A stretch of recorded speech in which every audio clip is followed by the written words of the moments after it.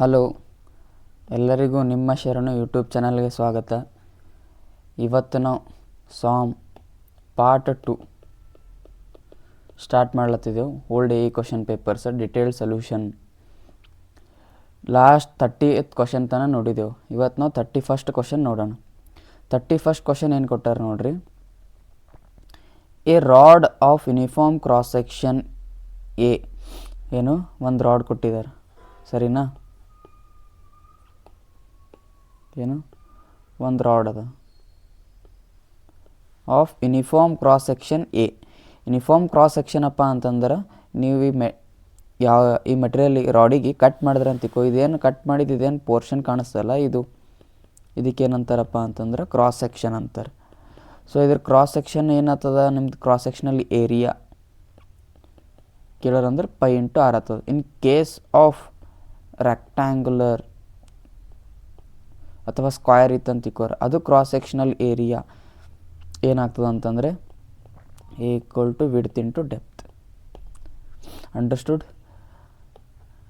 First ನಿಮಗೆ ಇವೆಲ್ಲ ಏನಂತಾರೆ ಅಂತ ಗೊತ್ತಾಗಬೇಕು. A rod of uniform cross section A.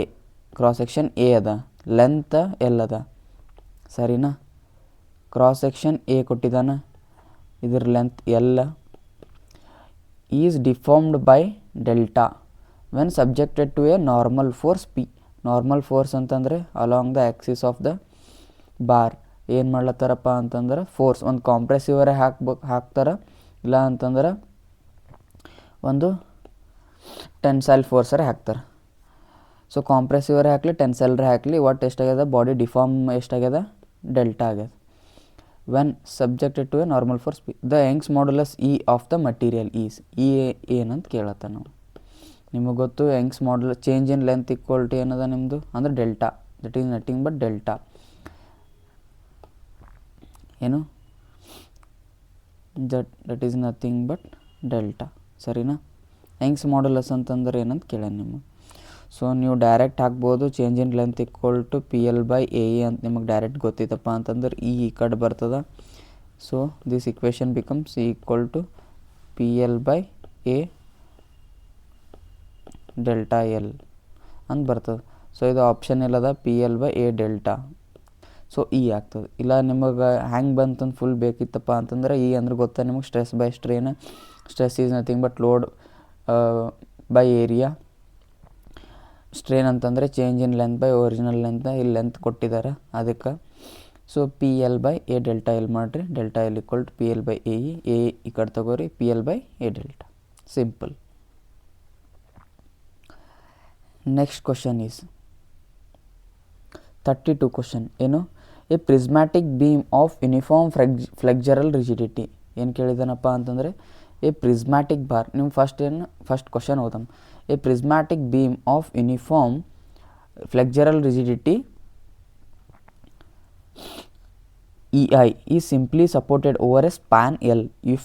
If a moment M is applied at one support, the resulting bending strain energy ಅಂತ ಕೇಳೋಣ. Strain energy ಅಂದರೆ ನಿಮ್ಮ ಕಾನ್ಸೆಪ್ಟ್ನ ನಿಮಗೆ ಪ್ರೀವಿಯಸ್ ಪಾರ್ಟ್ 1ದಾಗೆ ಹೇಳಿನ ಫುಲ್ ಡಿಟೇಲ್ಡ್ ಎಕ್ಸ್ಪ್ಲನೇಷನ್.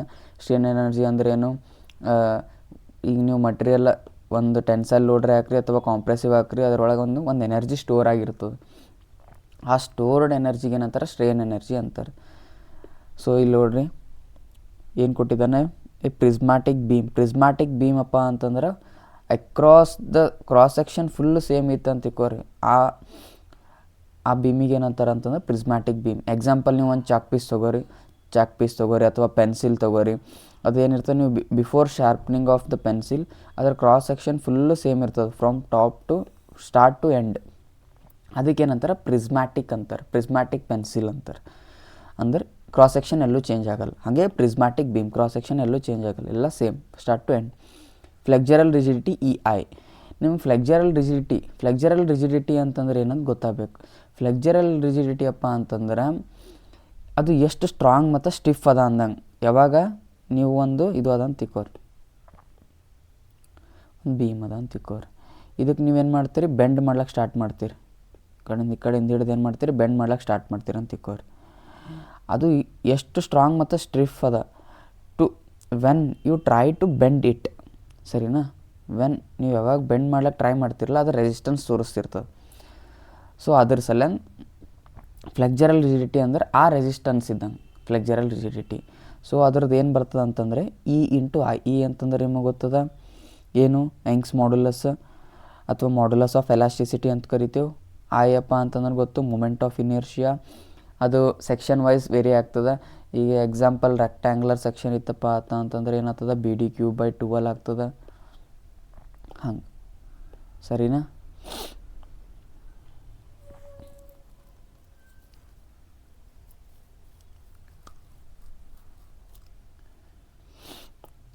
ಇದು ಕಾನ್ಸೆಪ್ಟ್ ತಿಳಿತು ಅಂತ ಅನ್ಕೋತೀನಿ. ಈಗ ನಿಮ್ಮ ಫ್ಲೆಕ್ಚರಲ್ ರಿಜಿಡಿಟಿ ಬಗ್ಗೆ ಇನ್ನೊಂದೇ ಎಕ್ಸಾಂಪಲ್ ಬೇಕಿತ್ತಪ್ಪ ಅಂತಂದ್ರೆ ನೀವು ಒಂದು ರಬ್ಬರ್ ಬ್ಯಾಂಡ್ ತೊಗೋರಿ, ಒಂದು ಮೆಟಲ್ ರಾಡ್ ತೊಗೋರಿ. ಇದು ರಬ್ಬರ್ ಬ್ಯಾಂಡ್ ಅಂತ ತಿಕ್ಕೋರಿ. ಇದು ನೀವು ಈಸಿಯಾಗಿ ಬೆಂಡ್ ಮಾಡ್ತೀರಿ.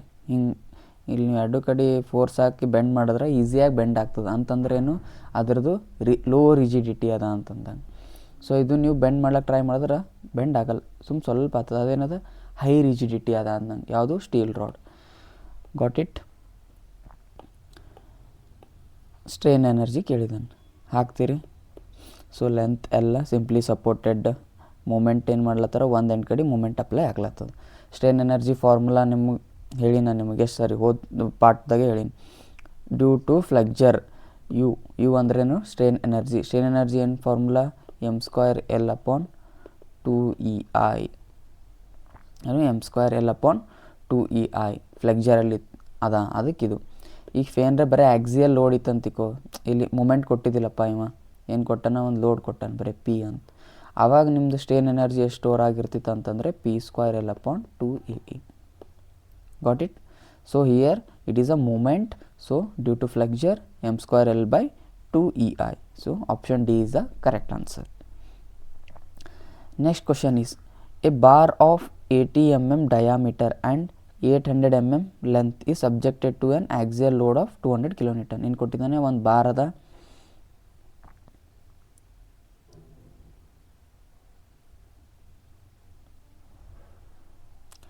ಸರಿನಾ? ಏನು ಒಂದು ಬಾರ್ ಕೊಟ್ಟಿದ್ದಾನ,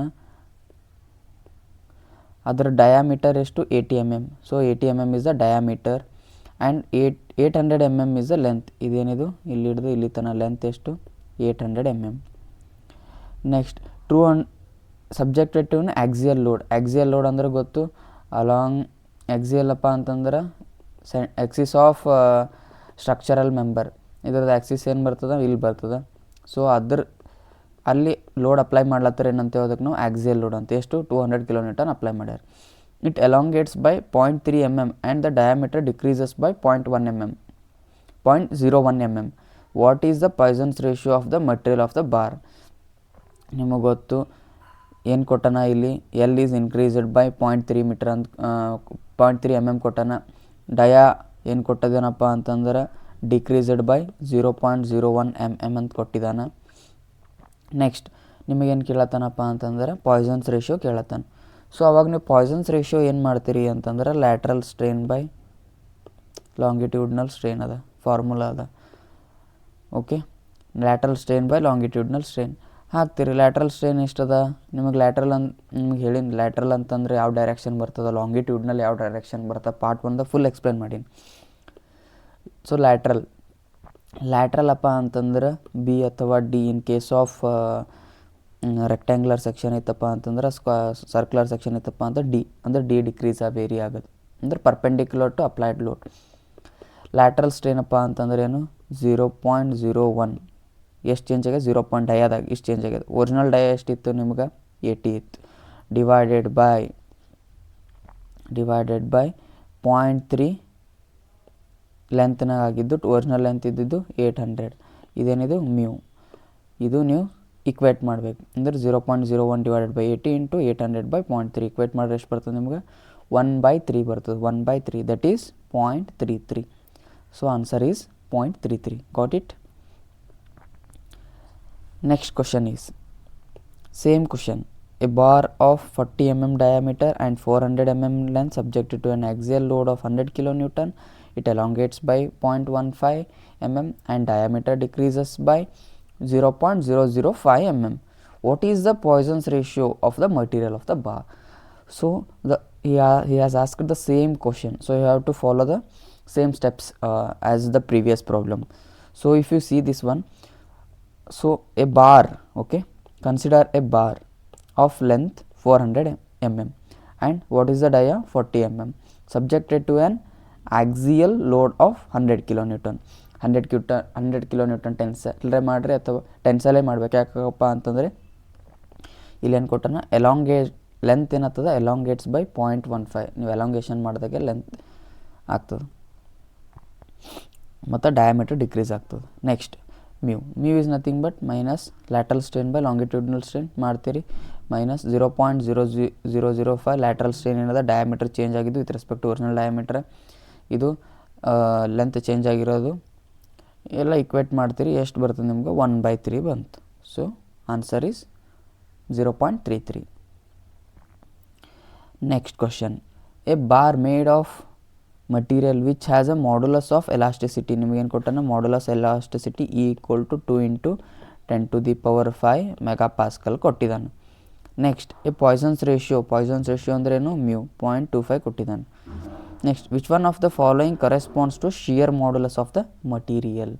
ನಿಮಗೇನು ಕೇಳಿದಾನೆ ಶಿಯರ್ ಮಾಡ್ಯುಲಸ್ ಅಂತಂದ್ರೇನು ಅಂತ ಕೇಳೋಣ ಕ್ವಶನ್ನಾಗ. ನಿಮಗೆ ಫಸ್ಟಿಗೆ 3 ಫಾರ್ಮುಲಾ ಯಾವುದು E = 2g bracket 1 + μ E = 3k 1 minus E = 2g 1 + μ E = 3k 1 - 2μ E = 9kg/3k + g. ಇವು 3 ಫಾರ್ಮುಲಾ ನಿಮಗೆ ಫಿಕ್ಸ್ ನಿಮ್ಗೆ ನೆನಪಿರ್ಬೇಕೆ, ಕ್ವಶನ್ ಬಂದೇ ಬರ್ತದೆ.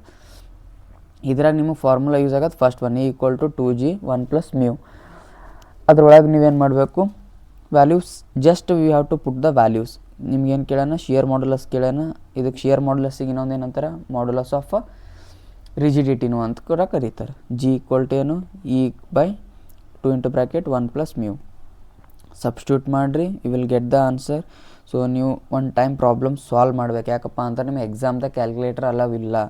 ಸೊ ಅದಕ್ಕೆ ನೀವು ಕ್ಯಾಲ್ಕುಲೇಷನ್ದಾಗ ಮಿಸ್ಟೇಕ್ ಮಾಡಿದ್ರಿ ಅಂತಂದ್ರೆ ಈ ಫಾರ್ಮುಲಾ ಗೊತ್ತು ಏನು ಯೂಸ್ ಇಲ್ಲ, ಇದೂ ಏನು ಯೂಸ್ ಆಗಲ್ಲ. So you have to practise this one. So ಎಷ್ಟು ಬಂತು 8000 MPa ಬಂತು. ಅವ್ರು ಕೊಟ್ಟಿದ್ದಾರೆ × 10⁵. ಇದಕ್ಕೆ ಡಿವೈಡ್ ಬೈ 10⁵ ಮಾಡಿರಿ 0.8 × 10⁵ MPa ಬರ್ತದೆ. So here the A 0.8 C option is a right answer. Next question, the ratio of lateral strain to the linear strain is known as. ಎಷ್ಟು time ಮಾಡಿದೆವು ಪಾಯ್ಸನ್ಸ್ ರೇಷಿಯೋ ಅಂತ. Next ಇದು ನೆನಪಿಡ್ಬೇಕು ನೋಡ್ರೆ minus lateral strain by longitudinal strain. In a particular material if the modulus of rigidity is equal to the bulk modulus the Poisson's ratio would be. ಏನು ಕೊಟ್ಟಿದ್ದಾನೆ modulus of rigidity ಅಂತಂದ್ರೆ ಹೇಳಿ ನಿಮಗೆ G and bulk modulus ಅಂತಂದರೆ K. ನಿಮಗೆ G formula ನೆನಪಿರಬೇಕು. G = ಏನು shear stress upon shear strain ನೆನಪಿರಬೇಕು. ಹಾಗೆ G = ಅವು 3 ಫಾರ್ಮುಲಾಸ್ ಅವಲ್ಲ 3 ಫಾರ್ಮುಲಾಸ್ ನೆನಪಿರಬೇಕು. ಇದಕ್ಕೆ shear stress upon shear strain ನೆನಪದ 3 ಫಾರ್ಮುಲಾಸ್ ನೆನಪಿರ್ಬೇಕು ನಿಮಗೆ, ಅವೆರಡು ನೆನಪಿಟ್ಕೋರಿ. ನೆಕ್ಸ್ಟ್ ಬಲ್ಕ್ ಮಾಡ್ಯುಲಸ್ ಅಪ್ಪ ಅಂತಂದ್ರೆ ಸೇಮ್ K. ಇದ್ರದ್ದೇನು normal stress to the volumetric strain ಅಂದ್ರೆ change in volume by original volume, ಅದು ನೆನಪಿರಬೇಕು. ಹಾಗೆ ಇವು 3 ರಿಲೇಷನ್ಸ್ ನೆನಪಿರಬೇಕು. ಇದ್ರಾಗ ನಿಮ್ಮ ಪಾಯ್ಸನ್ಸ್ ರೇಷಿಯೋ ಕೇಳಿದಾನೆ. ಅದಕ್ಕೆ ನೀವು 2 ಇಕ್ವೇಷನ್ ಯೂಸ್ ಮಾಡಬೇಕಾಗ್ತದೆ. 2 ಇಕ್ವೇಷನ್ ನೀವು ಸೇಮ್ ಮಾಡ್ಕೊಂಡು ನೆಕ್ಸ್ಟ್ ಏನು ಮಾಡಬೇಕು ಅದು ಇಕ್ವೇಟ್ ಮಾಡಬೇಕು. ಇಲ್ಲಿ ನೋಡ್ರಿ E = 2g 1 + μ ಒಂದು ಇಕ್ವೇಷನ್ ತೊಗೊಂಡಿವಿ, ಅದರಲ್ಲಿ G ವ್ಯಾಲ್ಯೂ ಆಪ್ಟೈನ್ ಮಾಡಿದೆವು. E/2 × 1 + μ ಬಂತು, ಇದಕ್ಕೆ ಇಕ್ವೇಷನ್ 1 ಅನ್ರಿ. ನೆಕ್ಸ್ಟ್ E = 3k 1 - 2μ ಮಾಡಿದೆವು. ಅವಾಗ ಏನಾಯಿತು K = E/3 × 1 - 2μ ಆಯಿತು. ಈಗ ಇಕ್ವೇಷನ್ 2 ಅನ್ರಿ. ಎರಡೂ ಇಕ್ವೇಟ್ ಮಾಡ್ಬೇಕು. ಯಾಕಂತಂದ್ರೆ G = K ಅಂತ ಕೊಟ್ಟಿದ್ದಾನೆ. ಸೊ ಅದಕ್ಕೆ ಈ ವ್ಯಾಲ್ಯೂ ಈ ವ್ಯಾಲ್ಯೂ ಆಗ್ತದೆ. ಇವೆರಡೂ ಇಕ್ವೇಟ್ ಮಾಡಿದ್ರಿ ಅಂತಿಕೋ ನಿಮಗೆ ಬರ್ತದೆ ಏನು ಸಾಲ್ವ್ ಮಾಡಿರಿ. ಎಷ್ಟು 1/2μ ಇಷ್ಟೆಲ್ಲ ಮಾಡಬೇಕು. ಮಾಡಿದ ಬಳಕೆ ಏನು ಬರ್ತದೆ ನಿಮಗೆ μ = 1/8 ಬರ್ತದೆ. ಸೊಲ್ಯೂಷನ್ ಪಾರ್ಟ್ನ ನಿಮಗೆ ಇವು generally normal every one can give, ಇದು ಯಾರೂ ಮಾಡ್ಬೋದು ಇದು. ಸೊ ಅದಕ್ಕೆ ನಿಮಗೆ ಹ್ಯಾಂಗೆ ಮಾಡ್ತಾರೆ ಅನ್ನೋದು ಇಂಪಾರ್ಟೆಂಟ್, ಸರಿನಾ? So option is A option is the right answer. So ಇದನ್ನು ನೀವು ಮುಂದೆ ಯಾವುದಾರ ನನಗೆ ವಿಡಿಯೋಸ್ನಾಗ ಇದನ್ನು ಸಾಲ್ವ್ ಮಾಡಂತಂದ್ರೆ ಇದನ್ನು ಸಾಲ್ವ್ ಮಾಡ್ತೀನಿ, but there is no point of solving this one because everyone can solve this one. Next question is, a circular bar of radius 50 mm is subjected to a pull of 50 kilonewton. ಏನು circular bar ಕೊಟ್ಟಿದ್ದಾನ, ಅದರ diameter 50 ಕೊಟ್ಟಿದ್ದಾನ, subjected to pull ಕೊಟ್ಟಿದ್ದಾನ ಅಂತಂದರೆ 50 kilonewton. Poisson's ratio ಕೊಟ್ಟಿದ್ದಾನ. Next Young's modulus of elasticity ಕೊಟ್ಟಿದ್ದಾನೆ. Next value of shear modulus ಅಪ್ಪ ಅಂತಂದರೆ ಏನು ಹೇಳಿ ನಿಮಗೆ G = ಕೇಳ್ಯಾನ. ಹಾಕ್ತೀರಿ ಡೈಗ್ರಾಮ್ ಹಾಕ್ತೀರಿ. ಡೈಗ್ರಾಮ್ ಎದಕ್ಕೆ ಹಾಕಬೇಕಪ್ಪ ಅಂತಂದ್ರೆ ನಿಮಗೆ ಯಾವಾಗ ಡೈಗ್ರಾಮ್ ಹಾಕ್ತೀರಿ ನಿಮಗೆ ಕಾನ್ಸೆಪ್ಟ್ ಭಾಳ ಕ್ಲಿಯರ್ ಆಗ್ತದೆ. 50 ಹಾಕ್ತೀರಿ, 50 ಕಿಲೋನ್ಯೂಟನ್ ಪುಲ್ ಆಯ್ತಾ. ಮ್ಯೂ ಎಷ್ಟು ಕೊಟ್ಟಿದ್ದಾನ ಅವ್ರು ನಮ್ಗೆ 0.33 ಕೊಟ್ಟಿದ್ದಾನೆ. ಇ ಕೊಟ್ಟಿದ್ದಾನೆ 7.07. ನೆಕ್ಸ್ಟ್ ಶಿಯರ್ ಮಾಡ್ಯುಲಸ್ ಕೇಳಿದ್ದಾನೆ. ಶಿಯರ್ ಮಾಡ್ಯುಲಸ್ ಸಿಂಪಲ್ ಫಾರ್ಮುಲಾ ಅದ, = 2G × 1 + ಮ್ಯೂ. ಅದ್ರಾಗ ನೀವು ಏನು ಮಾಡಬೇಕು, ಜಿ ಈ ಕಡೆ ತೊಗೋಬೇಕು, ಇಕ್ವೇಷನ್ ಬರ್ತದೆ. ಸೊ ಆ ಇಕ್ವೇಷನ್ ಬಂದಿದ್ದಾಗ just you have to put the values, you will get the answer. ಸರಿನಾ? Next question, strain energy of a pinned joint structure can be expressed as. So ಹೇಳಿನಿ ನಾರ್ಮಲ್ ಲೋಡ್ ಇತ್ತು, pinned ಇತ್ತಪ್ಪ ಅಂತಂದ್ರೆ ಏನಾಗ್ತದೆ, P² L/2AE. ನಿಮಗೇನು strain energy ಇದು, ನಿಮಗೇನರ moment ಅದ್ರ ಸಲಿಂದ ಅಥವಾ ಫ್ಲೆಕ್ಜರ್ ಸಲಿಂದ ಇತ್ತಂದ್ರೆ ಏನು ಹೇಳೀನಿ, M² L/2AE. ನೆನ್ಪಿಟ್ಕೋರಿ ಇದು. So the answer is P² L. P² ಜಾಗ ಪಿದಲ್ಲಿ ಏನು ಕೊಟ್ಟಾನೆ, ಫೋರ್ಸ್ F ಕೊಟ್ಟಿದ್ದಾನೆ. F² L/2 2AE ಎಲ್ಲದ, ಹಾಂ ಇಲ್ಲಿದೆ ಇಲ್ಲ ಸಾರಿ, F² L/2AE ಇಲ್ಲಿದೆ ನೋಡಿ, option A. The Poisson's ratio of a material is 0.3 and the Young's modulus is 200 GPa. It's rigidity modulus ಅಂತ ಕೇಳಿದಾನೆ. ಪಾಯ್ಸನ್ಸ್ ರೇಷಿಯೋ ಮ್ಯೂ ಕೊಟ್ಟಿದ್ದಾನೆ, ಯಂಗ್ಸ್ ಮಾಡ್ಯುಲಸ್ ಇ ಕೊಟ್ಟಿದ್ದಾನೆ 200 × ಗಿಗಾ ಪಾಸ್ಕಲ್ದೇ ಕೊಟ್ಟಾನೆ ಆಪ್ಷನ್. ಹಾಂ ಓಕೆ, ಗಿಗಾ ಪಾಸ್ಕಲ್ದೇ ಕೊಟ್ಟಿನಂದ್ರೆ ಓಕೆ. ಇಫ್ ಅವ ಇಲ್ಲಿ ಆನ್ಸರ್ನಾಗ mega Pascal ಕೊಟ್ಟಿನ ಅಂತಂದ್ರೆ ನೀವು ನೋಡಬೇಕು 200 × 10⁻³ mega pascal ಆಗ್ತದದು. ಗಿಗಾ ಪಾಸ್ಕಲ್ದಾಗೆ ಕೊಟ್ಟಾನ, no issues. So we can easily find out the rigidity modulus. That is we can use the same formula, E = 2G × 1 + mu. So once you equate in this formula, you will get the answer. Next question is, the ratio of modulus of rigidity and the modulus of elasticity for any elastic isotropic material is ಅಂತ ಕೇಳಿದಾನೆ. ಯಾವುದೇ elastic ಮತ್ತು isotropic ಮಟೀರಿಯಲಿಗೆ G/E ಎಷ್ಟಾಗುತ್ತೆ ಅಂತ ಕೇಳಿದಾನೆ. So elastic isotropic ಮಟೀರಿಯಲಿಗೆ Poisson's ratio ಎಲ್ಲಿ value lie ಆಗ್ತದೆ ಅಂತಂದ್ರೆ 0 for elastic isotropic material.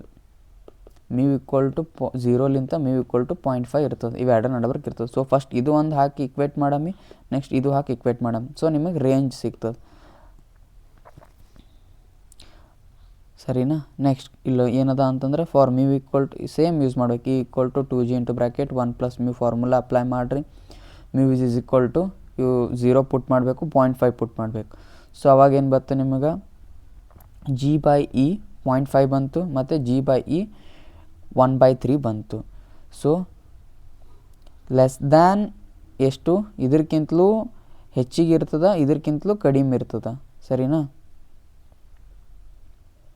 So the answer is option A and C both. ಅಂತಂದರೆ ಮ್ಯೂ = 0 ಹಾಕ್ತೀರಿ, 0.5 ಮತ್ತು ಇವೆರಡರ ನಡಬರ್ಕ್ ವ್ಯಾಲ್ಯೂ ಲೈ ಆಗ್ತಿರ್ತದೆ.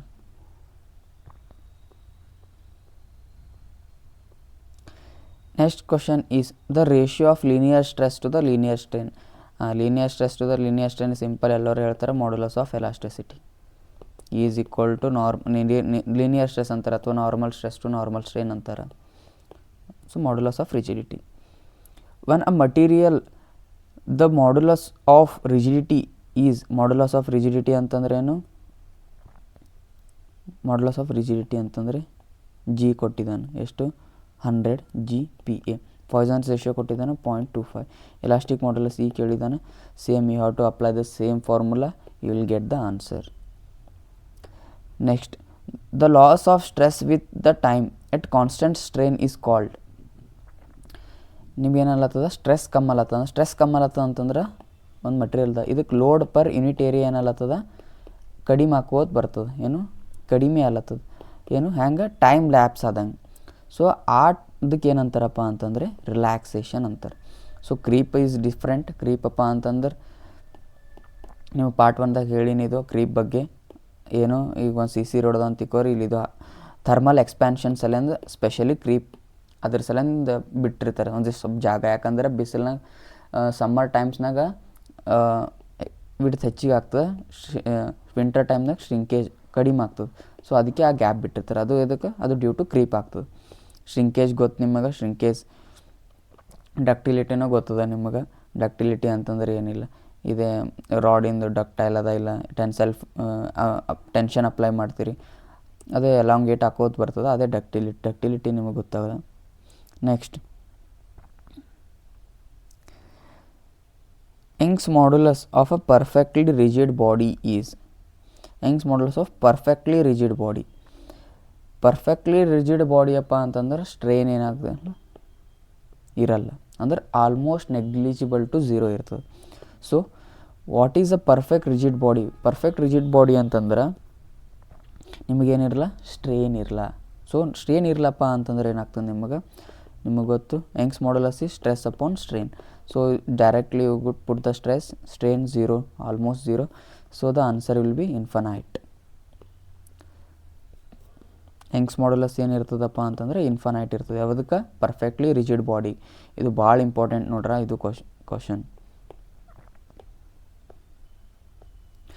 Next, a glass rod having an elastic modulus of 90 GPa and Poisson's ratio 0.2, the bulk modulus same formula. 3 ಫಾರ್ಮುಲಾದಾಗೆ ಅದ. ಇದನ್ನು elastic modulus ಅಂದ್ರೆ ಈಗ ಗೊತ್ತು 90 GPa, Poisson's ratio 0.2, bulk modulus K ಕೇಳನ್ನ ನಿಮಗೆ ಗೊತ್ತದ = 3k 1 - 2μ.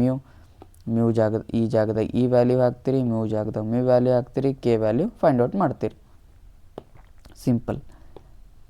Next, A circular silicon carbide rod exhibiting an elastic modulus of 450 GPa under a uniaxial stress of 450 MPa. The strain energy density stored in the specimen. Strain energy density ಕೇಳಿದಾನೆ. ಏನು ಕೊಟ್ಟಿದ್ದಾನೆ ನೋಡ್ರಿ, elastic modulus E ಕೊಟ್ಟಿದ್ದಾನೆ 450 GPa under ಯುನಿಯಾಕ್ಸಿಯಲ್ stress ಕೊಟ್ಟಿದ್ದಾನೆ. ಎಷ್ಟು? 450 MPa. ಏನು ಕೇಳಾನ? Strain energy density ಕೇಳಿದಾನೆ. ಸ್ಟ್ರೇನ್ ಎನರ್ಜಿ ಡೆನ್ಸಿಟಿ ಅಂತ ಕೇಳಿರ್ತಾನೆ, ಅಥವಾ ಏನು ಮಾಡ್ತಾನೆ ರೆಸಿಲೆನ್ಸ್ ಕೇಳಿರ್ತಾನೆ, ಅಥವಾ ಸ್ಟ್ರೇನ್ ಎನರ್ಜಿ ಕೇಳಿರ್ತಾನೆ. ಅವಾಗ ಏನು ಮಾಡ್ತೀರಿ, ಇನ್ನೊಂದು strain energy, just a minute, ಅಯ್ಯೋ ಸ್ವಲ್ಪ ಪೆನ್ಸಿಲಿಂದ ರೀಚಾರ್ಜ್ ಮುಗ್ದದ, 1 ನಿಮಿಷ. ಇದು ಹಾಗೆ ಹೇಳ್ತೀನಿ ನಿಮ್ಗೆ ಕಾನ್ಸೆಪ್ಟ್. ಸೊ ಸ್ಟ್ರೇನ್ ಎನರ್ಜಿ ಅಂತ ಕೇಳಿದಾನೆ. ಸ್ಟ್ರೇನ್ ಎನರ್ಜಿ ಅಂತಂದ್ರೆ ನಿಮಗೆ ಗೊತ್ತದ U = ಏನು ಬರ್ತದೆ ನಿಮಗೆ, 12 × ಸ್ಟ್ರೆಸ್ × ಸ್ಟ್ರೇನ್ × ವಾಲ್ಯೂಮ್ ಬರ್ತದೆ. ಮತ್ತು ಹಾಗೆ ಏನು ಬರ್ತದೆ, ಸ್ಟ್ರೇನ್ ಎನರ್ಜಿ ಅಂತಂದರೆ ಏನು ಬರ್ತದೆ ನಿಮಗೆ,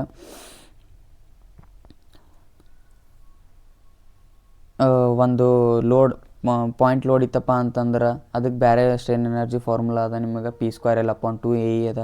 ನಿಮಗೆ ಅದೇ ಮೂಮೆಂಟ್ ಅಪ್ಲೈ ಆಗ್ಲತ್ತಿತ್ತು ಅಂತ ತಿಕ್ಕೋರು. ಮೂಮೆಂಟ್ ಅಪ್ಲೈ ಆಗ್ಲತ್ತಿತ್ತು ಅಂತಂದ್ರೆ ಅವಾಗ ಒಂದು ಫಾರ್ಮುಲಾ ಬರ್ತದೆ ಫ್ಲೆಕ್ಚರಲ್ದು. U = ಏನು ಬರ್ತದೆ ನಿಮಗೆ, M²L/2AE ಬರ್ತದೆ. ಅದೇ ಥರ ಸ್ಟ್ರೇನ್ ಎನರ್ಜಿಗೆ ಇದೊಂದು ಫಾರ್ಮುಲಾ ಅದ. ಯಾವುದು? U = stress²/2E × V.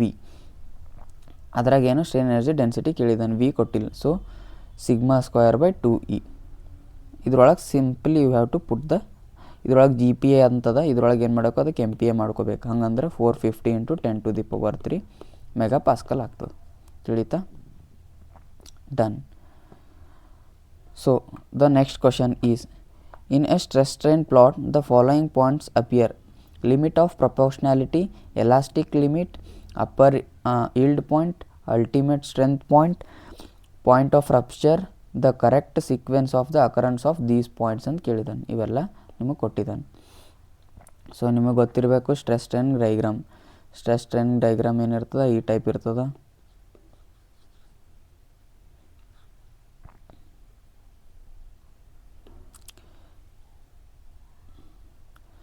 Stress is directly proportional to strain up to the proportionality limit. ಆಮ್ಯಾಗ ಏನಾಗ್ತದೆ ಎಲಾಸ್ಟಿಕ್ ಲಿಮಿಟ್. ಇದು ಎಲಾಸ್ಟಿಕ್ ಲಿಮಿಟ್ ಆದ ಬೆಳಗ್ಗೆ ಬರ್ತದೆ ನಿಮಗೆ ಅಪ್ಪರ್ ಈಲ್ಡ್ ಪಾಯಿಂಟ್, ಆಮ್ಯಾಗ ಬರ್ತದೆ ಲೋವರ್ ಈಲ್ಡ್ ಪಾಯಿಂಟ್, ಆಮ್ಯಾಗ ಒಂದು ಬರ್ತದೆ ನಿಮಗೆ ಈಲ್ಡ್ ಪ್ಲ್ಯಾಟ್ಯೂ ಬರ್ತದೆ. ಇದೇನಿದು ಈಲ್ಡ್ ಪ್ಲ್ಯಾಟ್ಯೂ. ಈಲ್ಡ್ ಪ್ಲ್ಯಾಟ್ಯೂ ಆದ ಬೆಳಗ್ಗೆ ನಿಮ್ಗೆ ಬರ್ತದೆ ಇದೇನು ಬರ್ತದೆ ಬ್ರೇಕಿಂಗ್ ಪಾಯಿಂಟ್. ಇದೇನಿದು ಇಲ್ಲ ಇದಕ್ಕಿಂತಲೂ ಹೆಚ್ಚಿಗೆ ನೀವು ಲೋಡ್ ಹಾಕಿದ್ರೆ ರಪ್ಚರ್ ಆಗಿಬಿಡ್ತದೆ. ಏನು ಕೇಳಿದಾನ ಲಿಮಿಟ್ ಆಫ್ ಪ್ರಪೋರ್ಷ್ನಾಲಿಟಿ ನಿಮಗೆ ಪೈಲ ಬರ್ತದೆ ರೈಟ್. ಆಮ್ಯಾಗ ಎಲಾಸ್ಟಿಕ್ ಲಿಮಿಟ್ ಬರ್ತದೆ ಡನ್. ಆಮ್ಯಾಗ ಏನು ಬರ್ತದೆ ನಿಮಗೆ ಫಸ್ಟ್ ನಿಮಗೇನು ಬಂತು ಇದ್ರೊಳಗೆ ಎ ಬಂತು ಡನ್. ನೆಕ್ಸ್ಟ್ ಬಂತು ಬಿ ಬಂತು. ನೆಕ್ಸ್ಟ್ ಏನು ಬಂತು ಈಲ್ಡ್ ಪಾಯಿಂಟ್ ಬಂತು, upper yield point lower yield point, yield ಪ್ಲ್ಯಾಟು ಬಂತು. ಆಮ್ಯಾಗ ಅಲ್ಟಿಮೇಟ್ ಸ್ಟ್ರೆಂತ್ ಬಂತು, ಆಮ್ಯಾಗ point of rupture. So answer is A. Okay. Next question, modulus of rigidity is. Modulus of rigidity ಅಂತಂದ್ರೇನು ಜಿ ಈಕ್ವಲ್ ಟು ಹೇಳಿ ನಿಮಗೆ shear stress upon shear strain.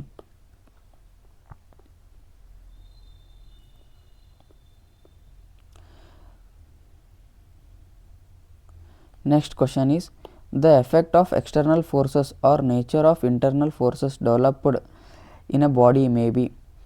ನೀವು ಒಂದು body ಅದ ಅಂತ ತಿಕ್ಕೋರಿ, ಅದ್ರೊಳಗೆ ಟೆನ್ಸೈಲ್ ಫೋರ್ಸ್ ಹಾಕ್ದ್ರಿ ಅಂತ ತಿಕ್ಕೋರಿ, ಅಥವಾ ಕಾಂಪ್ರೆಸಿವ್ ಫೋರ್ಸ್ ಹಾಕಲಿ, ಅಥವಾ ನೀವು ಶಿಯರ್ ಅಂತಂದ್ರೆ ಅಲಾಂಗ್ ದ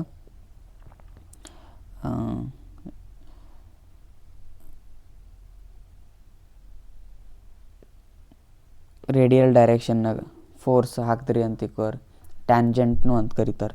ಸೊ ಅದ್ರೊಳಗೆ ನೀವು ಹಾಕಿದ್ರೆ ಶಿಯರ್ ಕೂಡ ಆಗ್ತದೆ ಬಾಡಿ. ಅದಕ್ಕೆ ಏನಾಗ್ತದೆ all of this is the correct answer. ಇವು ಮೂರರ್ಲಿಂತ ಏನಾಗ್ತದೆ ಬಾಡಿನಾಗ ಇಂಟರ್ನಲ್ ಮತ್ತು ಎಕ್ಸ್ಟರ್ನಲ್ ಫೋರ್ಸ್ ಹಾಕೋದ್ರಿಂದ ಚೇಂಜಸ್ ಆಗ್ತದೆ. So all of this is the correct answer.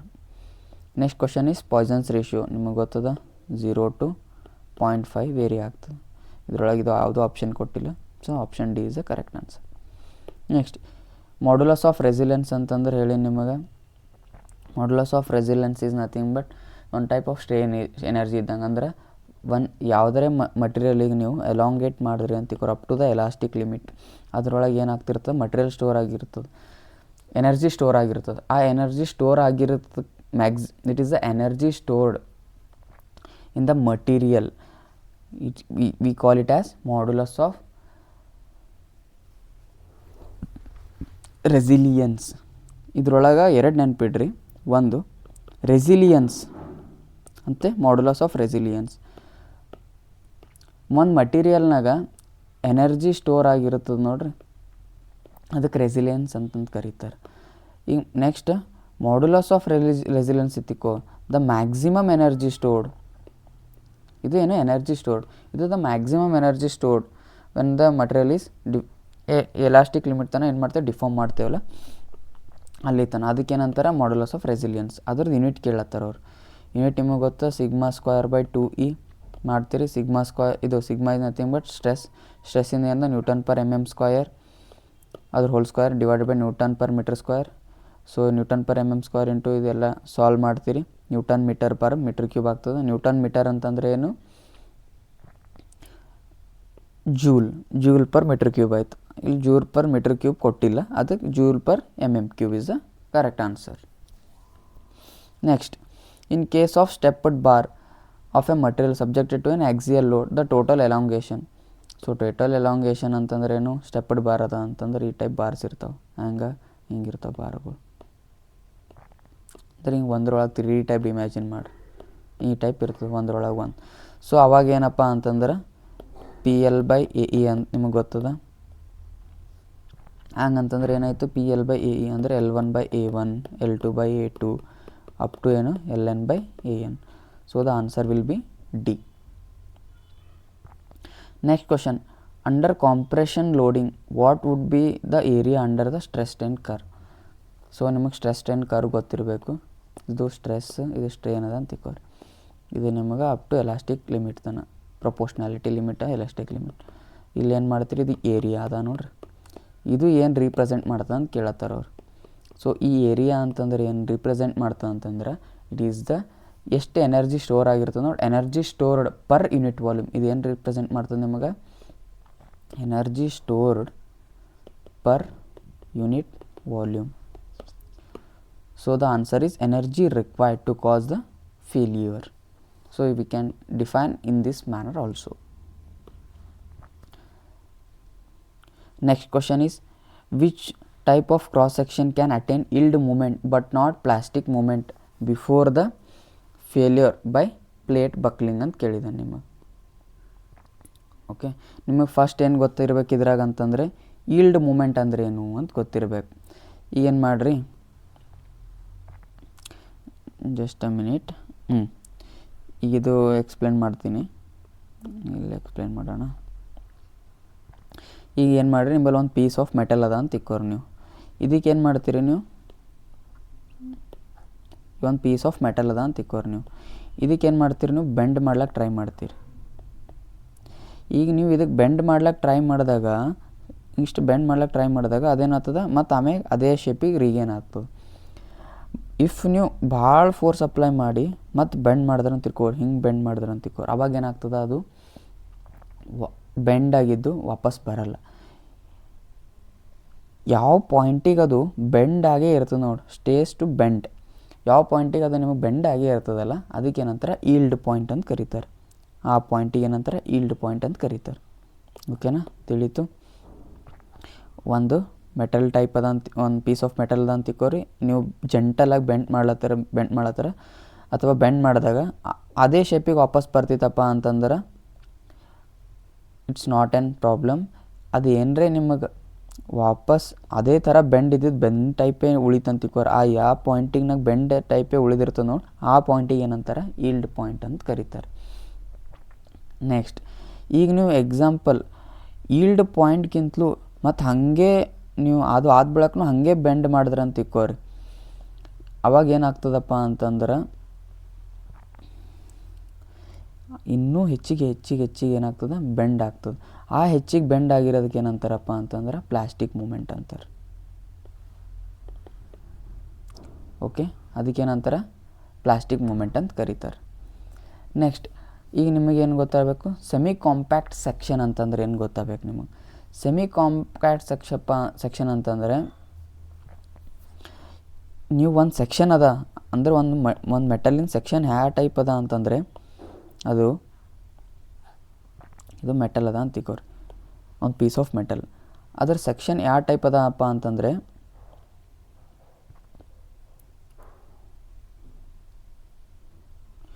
ಅದೇನು ಮಾಡ್ಬೋದು ನೀವು, ಈಲ್ಡ್ ಪಾಯಿಂಟ್ ತಾನೇ ಏನು ಮಾಡ್ಬೋದು, ಬೆಂಡ್ ಮಾಡ್ಬೋದು.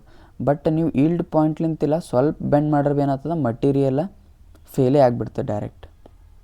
ಅದಕ್ಕೇನಂತಾರೆ ಸೆಮಿ ಕಾಂಪ್ಯಾಕ್ಟ್ ಸೆಕ್ಷನ್ ಅಂತ ಕರೀತಾರೆ. Okay, I think it is clear to you. ಇನ್ನೊಂದು ಟೈಮ್ ಎಕ್ಸ್ಪ್ಲೈನ್ ಮಾಡ್ತೀನಿ ನಿಮಗೇನು ಒಂದು ಪೀಸ್ ಆಫ್ ಮೆಟಲ್ ಅದ ಅಂತ ತಿಕ್ಕೋರಿ, ಒಂದು piece of metal, let's consider ಒಂದು ಪೀಸ್ ಆಫ್ ಮೆಟಲ್. ಅದಕ್ಕೇನು ಮಾಡ್ತೀರಿ, ನೀವು ಬೆಂಡ್ ಮಾಡ್ಲಿಕ್ಕೆ ಟ್ರೈ ಮಾಡ್ತೀರಿ. ಆ ಬೆಂಡ್ ಮಾಡ್ಲಿಕ್ಕೆ ಟ್ರೈ ಮಾಡಿದಾಗ ಅದು ಸ್ವಲ್ಪ ಬೆಂಡ್ ಮಾಡಿದ್ರೆ ಅದು ರೀಗೇನ್ ಆಗ್ತದೆ ಅದ್ರ ಶೇಪಿಗೆ, ಒರಿಜಿನಲ್ ಶೇಪಿಗೆ. ಬಟ್ ನೀವು ಇನ್ನೊಂದು ಸ್ವಲ್ಪ ಅಪ್ಲೈ ಮಾಡಿದ್ರೆ ತಿಳ್ಕೊ, ಅವಾಗ ಏನಾಗ್ತದೆ, ರೀಗೇನ್ ಆಗೋದು ಪಾಸಿಬಲ್ ಆಗಲ್ಲ. ಅದಕ್ಕೇನಂತಾರೆ, ರೀಗೇನ್ ಆಗೋದು ಪಾಸಿಬಲ್ ಆಗಲಾರ್ದಕ್ಕೆ ಈಲ್ಡ್ ಪಾಯಿಂಟ್ ಅಂತಾರೆ. ಆ ಪಾಯಿಂಟ್ಗಿಂತ ಹೆಚ್ಚಿಗೆ ನೀವು ಬೆಂಡ್ ಮಾಡಿದ್ರೆ ಅಂತಿಕೋ, ಅದ್ರ ಪ್ರಿವಿಯಸ್ ಶೇಪಿಗೆ ವಾಪಸ್ ಬರಲ್ಲ. ನೀವು ಈಲ್ಡ್ ಪಾಯಿಂಟ್ ಆದ ಬಳಕೂ ಹೆಚ್ಚಿಗೆ ಹಾಗೆ ಬೆಂಡ್ ಮಾಡ್ಕೋತ ಹೋದ್ರಂತಿಕೋರಿ, ಆ ಈಲ್ಡ್ ಪಾಯಿಂಟ್ ಮ್ಯಾಗಿನ ಅದಕ್ಕಿಂತಲೂ ಮ್ಯಾಗ್ ಏನು ನೀವು ಫೋರ್ಸ್ ಹಾಕಿ ಅಪ್ಲೈ ಮಾಡಿ ಬೆಂಡ್ ಮಾಡ್ತಿರಲ್ಲ, ಅದಕ್ಕೇನಂತಾರೆ ಪ್ಲಾಸ್ಟಿಕ್ ಮೂಮೆಂಟ್ ಅಂತಾರೆ. ಸೆಮಿ ಕಾಂಪ್ಯಾಕ್ಷನ್ ಸೆಕ್ಷನ್ ಅಂತಂದ್ರೆ, ಆ ಸೆಕ್ಷನ್ ಹೆಂಗಿರ್ತದೆ ಅಂತಂದ್ರೆ, ಈಲ್ಡ್ ಪಾಯಿಂಟ್ ಆದ ಬಳಕ ನೀವೇನು ಫೋರ್ಸ್ ಹಾಕ್ದ್ರಂತಿಕೋ ಏನಾಗ್ತದ, ಡೈರೆಕ್ಟ್ ಫೇಲೇ ಆಗ್ತದೆ. ಅದು ಏನು ಪ್ಲೇಟ್ ಅಂತ ಕೊಟ್ಟಿದ್ದಾರೆ ಇಲ್ಲಿ, ಅದೇನಾಗ್ತದೆ ಫೇಲೇ ಆಗ್ತದೆ ಅದು. ಅದಕ್ಕೇನಂತಾರೆ ಸೆಮಿ ಕಾಂಪ್ಯಾಕ್ಟ್ ಸೆಕ್ಷನ್ ಅಂತ ಕರೀತಾರೆ. Okay, next question is, A uniform bar of length L, cross sectional area A and material density rho is suspended vertically from one end. Axial elongation of the bar will be. ಏನು ಕೊಟ್ಟಾನ, a uniform bar of length L, ಒಂದು bar ಕೊಟ್ಟದಾನ, suspended vertically from one end ಅದು ಕೊಟ್ಟಿದ್ದಾನೆ. ಇದು bar ಅದ ಅಂತ ತಿಕ್ಕೋರಿ. ಇದು ಲೆಂತ್ ಎಲ್ ಕೊಟ್ಟಿದ್ದಾನೆ, ಅದರದ್ದು length. Cross sectional area A ಕೊಟ್ಟಿದ್ದಾನೆ. ಮಟೀರಿಯಲ್ ಡೆನ್ಸಿಟಿ ರೋ ಕೊಟ್ಟಿದ್ದಾನೆ. ಸಸ್ಪೆಂಡ್ ಆಕ್ಸಿಯಲ್ ಎಲಾಂಗೇಷನ್ ಅಂತಂದ್ರೆ ಇದ್ರೊಳಗೆ ಎಲಾಂಗೇಷನ್ ಎಷ್ಟಾಗ್ತದೆ ಬೈ ಅಂತ ಕೇಳತ್ತ ನಾವು. ಆಕ್ಸಿಯಲ್ ಎಲಾಂಗೇಷನ್ ಎಷ್ಟಾಗ್ತದೆ ಅಂತ ಕೇಳತ್ತಾನೆ. ನಿಮಗೆ ಗೊತ್ತು ಆಕ್ಸಿಯಲ್ ಎಲಾಂಗೇಷನ್ ಫಾರ್ಮುಲಾ ಏನು ಗೊತ್ತದ ನಿಮ್ಗೆ, PL/2A. ಯಾವಾಗ ಡೆಲ್ಟಾ ಎಲ್ಲ change in length equal to PL/2AE. ಇದ್ರೊಳಗೆ ಏನಾಗ್ತದ ನಿಮ್ಗೆ ಈ ಲೋಡ್ ಜಾಗದಾಗ ಏನು ಬರ್ತದೆ, ಸೆಲ್ಫ್ ವೇಟ್ ಕೂಡ ಬರ್ತದೆ. ಅದಕ್ಕೆ ಏನು ಮಾಡ್ತೀರಿ, W ಅಂತ ತಗೋತೀರಿ ನೀವು. ಈಗ ಏನಾಯಿತು ನೆಕ್ಸ್ಟ್ W ಅಂತಂದರೆ ಇದು W ಅಂತಂದರೆ ಏನಾಗ್ತದೆ ನಿಮ್ಗೆ, ಸೆಲ್ಫ್ ವೇಟ್ ಆಯ್ತು. ಸೆಲ್ಫ್ ವೇಟ್ ಅಂತಂದ್ರೆ ಏನು, M/G ಅಂತಂದರೆ M ಅಂದ್ರೆ ಏನು, ಮಾಸ್ ಅಂದರೆ ಏನು ನಿಮಗೆ, density into volume. Okay, G is nothing but G, density as it is. Volume ಅಂತಂದರೆ ಏನು, ಇದ್ರದ್ದು ವಾಲ್ಯೂಮ್ ಏನಂದ, area into length is the volume, into G as it is. ρALG ಬಂತು ನಿಮಗೆ. ಈ W ಇಲ್ಲಿ ಪುಟ್ ಮಾಡ್ತೀರಿ ನೀವು ಈ ಇಕ್ವೇಷನ್ನ.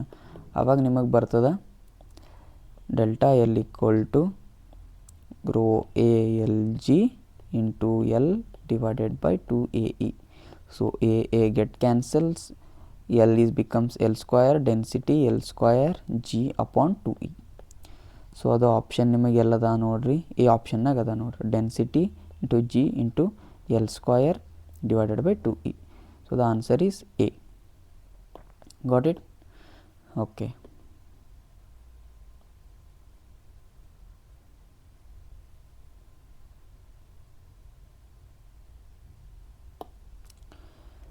Next question. A torsion test gives the shear modulus of a specimen. Shear modulus ಅಂತಂದ್ರೆ ಏನು ನಿಮಗೆ ಗೊತ್ತದ, G ಕೊಟ್ಟಾನ. ನೆಕ್ಸ್ಟ್ ಏನು, the same sample is subjected to a tensile test. It's elastic modulus ಏನು ಮಾಡ್ತಾನೆ, ಟೆನ್ಸೈಲ್ ಟೆಸ್ಟ್. ಫಸ್ಟ್ ಏನು ಮಾಡ್ತಾನೆ, ಟಾರ್ಷನ್ ಟೆಸ್ಟ್ನಾಗ ನಮಗೆ ಶಿಯರ್ ಮಾಡ್ಯುಲಸ್ G ಸಿಕ್ಕಿತ್ತು. ನೆಕ್ಸ್ಟ್ ಟೆನ್ಸೈಲ್ ಟೆಸ್ಟ್ ಮಾಡಿದ್ರದಾಗ E ಸಿಕ್ಕುತ್ತೆ ನಮಗೆ ಎಷ್ಟು, 3 × 10⁵. ಪಾಯ್ಸನ್ಸ್ ರೇಷಿಯೋ ಕೇಳೋಣ, same 2E equal to 2G into bracket 1 + mu ಅದ ಫಾರ್ಮುಲಾ. ಈ ಫಾರ್ಮುಲಾದಾಗ ಪುಟ್ ಮಾಡಿರಿ G ವ್ಯಾಲ್ಯೂ E ವ್ಯಾಲ್ಯೂ ನಿಮಗೆ ಮ್ಯೂ ಬಂದುಬಿಡ್ತದೆ. Simple. So you will get mu as 0.25. Next question 58. What will be the relation between Young's modulus E and K when the Poisson's ratio is 0.25? Same formula, E equal to 3K 1 - 2 mu ಹಾಕ್ತೀರಿ, ನಿಮಗೆ ಏನು ಬರ್ತದೆ answer, that is this one. You put this answer here, you will get the answer. Next question is the process of tempering is applied to steel in hardening process for improving. ಎದಕ್ಕಪ್ಪ ನೀವು ಏನು ಮಾಡ್ತೀರಿ, tempering is applied to steel in hardening process. Hardening ಪ್ರಾಸೆಸ್ದಾಗ ಏನು ಮಾಡ್ತಾರಪ್ಪ ಅಂತಂದ್ರೆ ಸ್ಟೀಲಿಗೆ tempering apply ಮಾಡ್ತಾರೆ. ಅದರ್ಲಿಂತ ಏನಾಗ್ತದೆ ಅಂತಂದರೆ ಅದರದ್ದು ಡಕ್ಟಿಲಿಟಿ ಕೂಡ ಹೆಚ್ಚಿಗೆ ಆಗ್ತದೆ, ಸ್ಟ್ರೆಂತ್ ಕೂಡ ಹೆಚ್ಚಿಗೆ ಆಗ್ತದೆ, ರಫ್ನೆಸ್ ಕೂಡ ಹೆಚ್ಚಿಗೆ ಆಗ್ತದೆ. So all of the above is the correct answer. So ಈ ಟೆಂಪರಿಂಗ್ ಅಂದರೆ ಏನು, ಪ್ರಾಸೆಸ್ ಆಫ್ ಟೆಂಪರಿಂಗ್ ಅಂದರೆ ಏನಂತ ನಿಮ್ಗೆ ಗೊತ್ತಿರಬೇಕು. ಸೊ ಪ್ರಾಸೆಸ್ ಆಫ್ ಟೆಂಪರಿಂಗ್ ಅಂತಂದರೆ it is a process of improving characteristics of a material, especially ಯಾವುದು steel, by heating it to the high temperature then cooling it in the air. This process has effect of toughening by lessening the brittleness and reducing the internal stresses in steel ಅಂತ ಕರೀತಾರೆ. So tempering. So ಅದಕ್ಕೆ ನೀವು ನೋಡ್ರಿ ಎಲ್ಲ ಏನು ಮಾಡ್ಲತ್ತಾರಪ್ಪ ಅಂತಂದ್ರೆ steel ಮ್ಯಾನುಫ್ಯಾಕ್ಚರ್ಸ್ನಾಗೂ ಇದೇನು ಮಾಡ್ತಾರೆ, ಈ ಪ್ರಾಸೆಸ್ ಯೂಸ್ ಮಾಡ್ಲತ್ತಾರೆ, ಟೆಂಪರಿಂಗ್ ಪ್ರಾಸೆಸ್. ಯಾಕಪ್ಪ ಅಂತಂದ್ರೆ ಫಸ್ಟಿಗೆ ಏನು ಮಾಡ್ತಾರೆ, ಸ್ಟೀಲ್ ಪ್ಲ್ಯಾಂಟ್ನಾಗೂ ಫಸ್ಟಿಗೆ ಏನು ಮಾಡ್ತಾರೆ, ಹೈ ಟೆಂಪರೇಚರ್ನಾಗ ಅಲ್ಲಿಂದ ಏನು ಬರ್ತದೆ, ಸ್ಟೀಲ್ ಬಾರ್ ಬರ್ತದೆ, ಅದಕ್ಕೆ ಏನು ಮಾಡ್ತಾರೆ, ಕೂಲ್ ಕೂಡ ಮಾಡ್ತಾರೆ. So this is nothing but the tempering process. Next question is A plastic member is. ನಿಮಗೆ ಗೊತ್ತದಪ್ಪ ಅಂತಂದ್ರೆ ಪ್ಲಾಸ್ಟಿಕ್ ಮೆಂಬರಪ್ಪ ಅಂತಂದ್ರೆ ಅದು ಏನು ಮಾಡ್ತದೆ, ಒರಿಜಿನಲ್ ಶೇಪಿಗೆ ನಾವು ವಾಪಸ್ ಹೋಲಿಕ್ಕೆ ಬರಲ್ಲ ಅದಕ್ಕೆ ಏನಂತಾರಪ್ಪ ಅಂತಂದ್ರೆ ಪ್ಲಾಸ್ಟಿಕ್ ಮೆಂಬರ್ ಅಂತ ಕರೀತಾರೆ. ಅಂದ್ರೆ ಈ ಎಲಾಸ್ಟಿಕ್ ಮೆಂಬರ್ ಅಂತಿಕ್ಕೋ, ನೀವು ಬೆಂಡ್ ಮಾಡಿದ್ರೆ ಬಿ ಏನು ಮಾಡ್ತದೆ, ಅದು ವಾಪಸ್ ಅದೇ ಪೊಸಿಷನ್ ಅದೇ ಸ್ಟೇಟಿಗೆ ರೀಗೇನ್ ಆಗ್ತದೆ, ಅದಕ್ಕೆ ಏನಂತಾರೆ ಎಲಾಸ್ಟಿಕ್ ಮೆಂಬರ್ ಅಂತ. ಪ್ಲಾಸ್ಟಿಕ್ ಮೆಂಬರ್ ಹಂಗಲ್ಲ. ಪ್ಲಾಸ್ಟಿಕ್ ಮೆಂಬರ್ ಅಂದ್ರೆ ನೀವು ಒಂದು ಟೈಮ್ ಬೆಂಡ್ ಮಾಡಬೇಕು, ಅದು ಬೆಂಡೇ ಉಳಿತದೆ. ಮತ್ತು ಅದ್ರ ಶೇಪ್ ರೀಗೇನ್ ಆಗಲ್ಲ, ಅದಕ್ಕೆ ಪ್ಲಾಸ್ಟಿಕ್ ಮೆಂಬರ್ ಅಂತ ಕರೀತಾರೆ. ಕೊಟ್ಟಿರಿ ನೋಡ್ರಿ, property of a material by virtue of which it does not regain it's shape after the removal off load. ನೀವು ಲೋಡ್ ರಿಮೂವ್ ಮಾಡ್ರೆ ಏನಾಗಲ್ಲ, ಅದು ಅದೇ ಪ್ಲೇಸಿಗೆ ವಾಪಸ್ ಬರಲ್ಲ. ಎಲಾಸ್ಟಿಸಿಟಿ ಅಂತಂದರೆ ವಾಪಸ್ ಅದೇ ಪ್ಲೇಸಿಗೆ ಬರ್ತದೆ. So here the answer will become does not regain its original shape after the removal off load producing the deformation. ಇದು ನೋಡ್ರಿ ಜೆಸ್ಕಾಮ್ದಾಗ ಕೇಳ್ಯಾರ. ಅಂದರೆ ಜೆಸ್ಕಾಮ್ದ ಯಾವುದು, ನಮ್ಮ ಗುಲ್ಬರ್ಗ ಕಲಬುರ್ಗಿದಾಗ ಇದಾಗ 2011ದಾಗ ಆಗಿದ್ದು ಕ್ವಶನ್ ಕೇಳ್ಯಾರ ನೋಡ್ರಿ. ನೆಕ್ಸ್ಟ್ ಏನು, ಪ್ರೂಫ್ ರೆಸಿಲಿಯನ್ಸ್. ನಾನು ನಿಮಗೆ ಹೇಳಿ, ನಿಮಗೆ ರೆಸಿಲಿಯನ್ಸ ಮತ್ತು ಪ್ರೂಫ್ ರೆಸಿಲಿಯನ್ಸ್. ಪ್ರೂಫ್ ರೆಸಿಲಿಯನ್ಸ್ ಅಂದ್ರೆ ಏನು, ಎನರ್ಜಿ ಸ್ಟೋರ್ಡ್ ಅಂತಂತೇವೆ, ಆ್ಯಾವ್ರೇಜ್ ಎನರ್ಜಿ ಸ್ಟೋರ್ಡ್ ಅಂತಲೂ ಕೂಡ ಕರೀತಾರೆ. ಸೊ ಪ್ರೂಫ್ ರೆಸಿಲಿಯನ್ಸ್ ಅಂದ್ರೆ ಏನು, maximum energy stored at elastic limit. ಹೇಳಿಲ್ಲ ಅಂದ್ರೆ ನೀವು ಲೋಡ್ ಹಾಕಿದಾಗ ಅಪ್ ಟು ಎಲಾಸ್ಟಿಕ್ ಲಿಮಿಟ್ ತನಕ ಏನು ಸ್ಟೋರ್ ಆಗಿರ್ತದೆ ನೋಡ ಎನರ್ಜಿ, ಅದು ಆ maximum energy stored at elastic limit of A material is ಏನಂತ ಕರೀತಾರೆ ಅಂತಂದರೆ ಪ್ರೂಫ್ ರೆಸಿಲಿಯನ್ಸ್ ಅಂತ ಕರೀತಾರೆ. ಇಲ್ಲಿ ಏನಂದರೆ ಬರೀ ರೆಸಿಲಿಯನ್ಸ್ ಅಂತಂದ್ರೆ ನಿಮಗೆ ಸಿ ಆತಿತ್ತು answer. Next question is the Poisson's ratio of concrete is frequently taken as. ನಿಮಗೆ ಗೊತ್ತದ ಕಾಂಕ್ರೀಟ್, ನಿಮಗೆ ಸ್ಟೀಲಿಂದ ನಿಮಗೆ ನೆನಪಿಡೋ ಅಂತ ಹೇಳಿದ್ದು, ನಿಮಗೆ ಹೋದ ಟೈಮ್ ಮಾಡಿದ್ದೆವು ನಾವು. ಸ್ಟೀಲಿಂದ 0.28 to 0.33 ಅಂತ. ಹಾಗೆ ಸಿಮೆಂಟಿಂದ ಎಷ್ಟು ನಿಮಗೆ 0.15 to 0.25. So you have to remember both these, steel cement. ಯಾಕಂದ್ರೆ ಇವು ಭಾಳ ಇಂಪಾರ್ಟೆಂಟ್ ಅಲ್ಲ ನಮ್ಮ ಕನ್ಸ್ಟ್ರಕ್ಷನ್ನಾಗ, ಮೇನ್ ಕನ್ಸ್ಟ್ರಕ್ಷನ್ ಇಂಡಸ್ಟ್ರಿದಾಗ ಮೇನ್ ನಿಮಗೆ ಬರೋದೇ ಇವೆರಡು. Steel is 0.28 to 0.33 and cement is 0.15 to 0.25. So the answer will be A. Next question is which one of the following statement is incorrect ಅಂತ ಕೇಳಿದಾನೆ. ಫಸ್ಟ್ ನೋಡಮ್ಮಿ, stress is directly proportional to strain within the elastic limit. ಇದು ನಿಮಗೆ ತಪ್ಪು ಅಂತ ಹೇಳಿನಿ. Within the elastic limit ಅಲ್ಲ, within the proportionality limit. So this is wrong. Stress is force per unit area. Stress is nothing but force per unit area. ಹೌದು. Next, Hooke's law holds good up to the breaking point. ಇದು ಕೂಡ ತಪ್ಪು. Next, the ratio of linear stress to the linear strain is called Young's modulus. ಹೌದು, ಇದು correct. So ಇದ್ರಾಗ option ನೋಡಿರಿ, stress is directly proportional to strain within the proportional, ಇದು ಕೂಡ ತಪ್ಪದ. ನೆಕ್ಸ್ಟ್ ಏನು, Hooke's law holds up to the breaking point, ಇದು ಕೂಡ ತಪ್ಪು. ಇದೇನು, ಎರಡೂ ಕೂಡ ತಪ್ಪ. ಸಾರಿ, ಇದು ಒಂದು ಸ್ವಲ್ಪ small correction.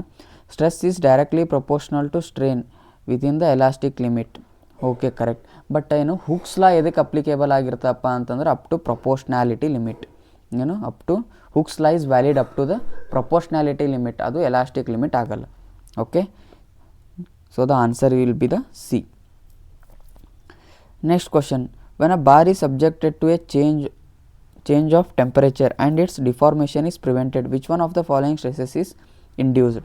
When the bar is subjected to a change of temperature, temperature change ಆಯ್ತಪ್ಪ ಅಂತಂದ್ರೆ ಏನು, ಥರ್ಮಲ್ ಸ್ಟ್ರೆಸಸ್ ಇಂಡ್ಯೂಸ್ಡ್ ಆಗ್ತವೆ. Next question is the unit of modulus of elasticity is same as those of. ಏನಪ್ಪ ಅಂತಂದ್ರೆ stress upon strain. So ನಿಮಗೇನಾಗ್ತದಪ್ಪ ಅಂತಂದರೆ stress, strain ಮತ್ತು modulus of rigidity. Modulus of rigidity ಅಂದರೆ ಜಿ. ಯೂನಿಟ್ ಆಫ್ ಎಲ್ಲ unit ಸೇಮೇ ಇರ್ತವೆ.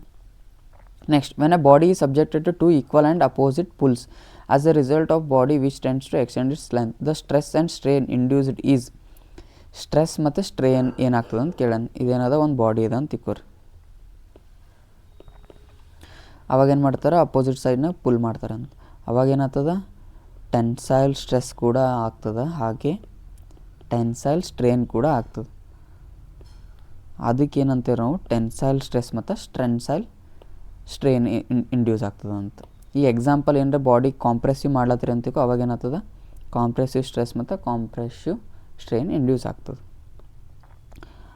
Next, according to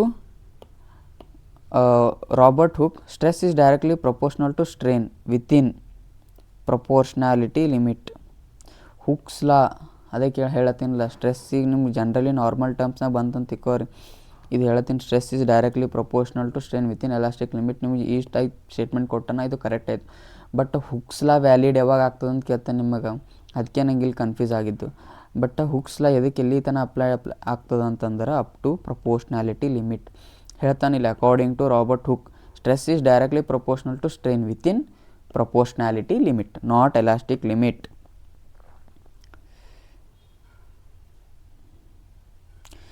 next, the strength at which steel fails under the repeated load application is known as, ನಿಮ್ಗೆ ಹೇಳೀನಿ terms ಅವಾಗೆ, ಅದಕ್ಕೆ ನಂತರ ಫ್ಯಾಟಿಗ್ ಅಂತಾರೆ.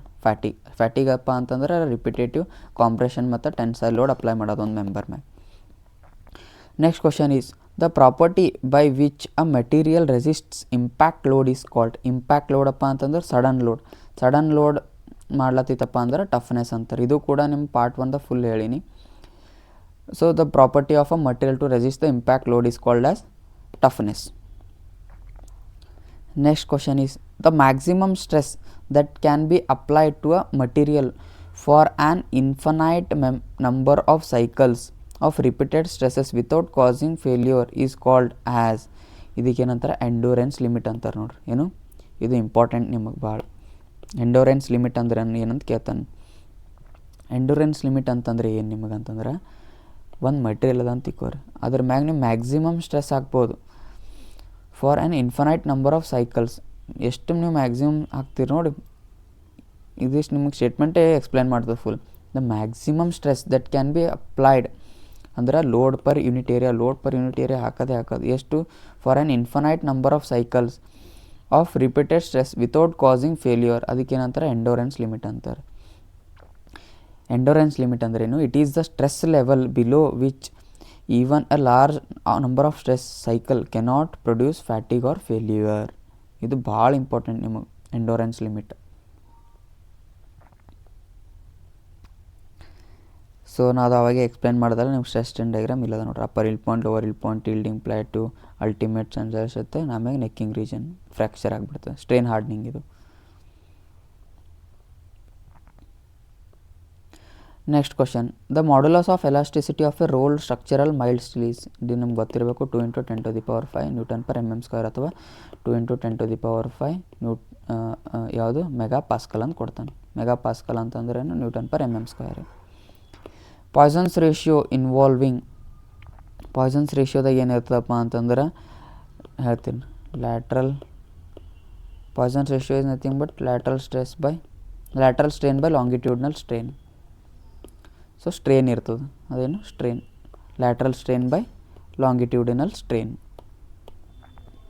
Next question, the value of Poisson's ratio of the material lies between 0 to 0.5.